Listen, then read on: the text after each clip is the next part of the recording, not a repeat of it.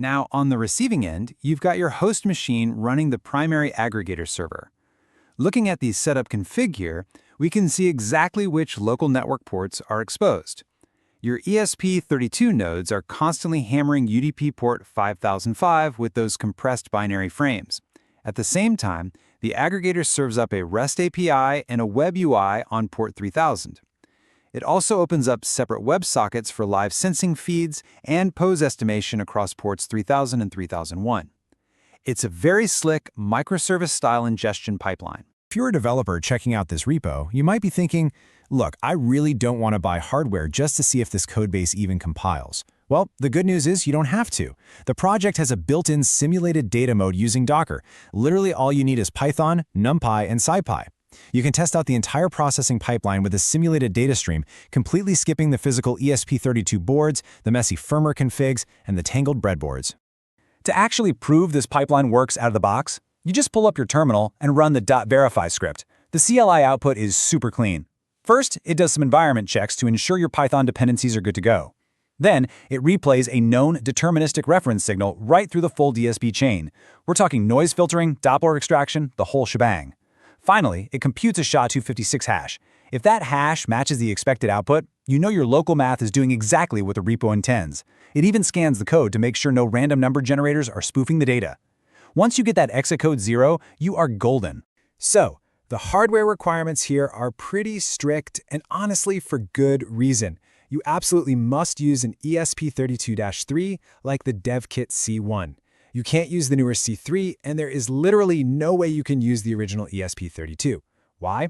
Because the original ESP32 just doesn't have the single-core compute juice needed to handle that on-device digital signal processing workload we talked about earlier. The S3 is totally non-negotiable for this build. Let's talk about the firmware build workflow. If you've ever pulled your hair out trying to install the ESP-IDF toolchain locally, you're going to love this. You don't install it locally at all. You just clone the repo, cd into the firmware folder, and spin up a Docker container that already has the Espressif IDF baked in. Once inside the container, you just fire off idf.py set target ESP32S3 followed by idf.py build. The terminal will churn through about 960 compile steps, and boom, 5 to 10 minutes later, your compiled binaries are sitting right there in the build folder. Now, before you actually run that compile step, you do need to configure your network settings. You just jump into your code editor and tweak the stkconfig.defaults file to include your Wi-Fi SSID, your password, the IP address of your aggregator host machine, and a unique node ID. So the absolutely crucial point here is do not commit this file. It's Git ignored by default for a very good reason. You definitely don't want your home network credentials permanently blasted into open source history. Okay, binaries are built. Now for the final hardware step, flashing the board. Just plug your ESP32S3 into your machine via USB. Open up the terminal, head into your build directory, and use Python's ESP tool to blast the bootloader, partition table, and firmware bin files straight to your COM port.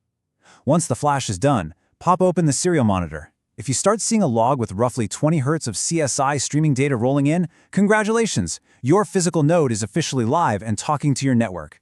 And this brilliantly illustrates the real-world reality of Wi-Fi sensing. Check out this matrix from the docs. A single ESP32 node is actually pretty good at telling you if someone's in the room and if they're moving, but it absolutely cannot tell you where they are in that room. If you want room-level location tracking, you need a mesh of at least 3 nodes and ideally 6 nodes for excellent spatial resolution. And definitely take a look at the bottom row. Detecting a heartbeat through Wi-Fi is incredibly difficult. Even if you're running a full 6-node setup, it's still rated as just marginal. So, what actually works the second you boot up the dashboard? Out of the box, you get binary presence detection. So, is the room empty or occupied? You also get a motion level metric, telling you exactly how much movement is happening. You can detect breathing rates, assuming the subject is relatively still, and of course, you get all your raw signal quality measurements. That all works right from the jump thanks to the pre-configured rules in the back end. But we've got to talk about the major caveat here. If you're expecting to boot this up and instantly get a 3D 17 key point skeletal pose of someone walking through walls like in some crazy sci-fi movie, yeah, it's not plug and play. As the docs clearly lay out, full pose estimation requires you to train a custom neural network model on your specific physical environment. Because every single room's multipath Wi-Fi reflections are completely unique, you have to put in the grunt work to collect data and train the model to understand your specific space. And that brings us to the most important takeaway from this whole explainer. The community explicitly describes RuView as a research-oriented platform, not a finished, polished consumer product. Think of it as a framework for exploring the absolute bleeding edge of camera-free spatial sensing. It hands you the high-performance Rust aggregator, the ESP32 edge processing logic, and the dashboard. The rest is on you. So here's a thought to leave you with. Now that you can grab this kind of raw and visible spatial data, what kind of crazy, privacy-safe IoT mesh are you going to build next?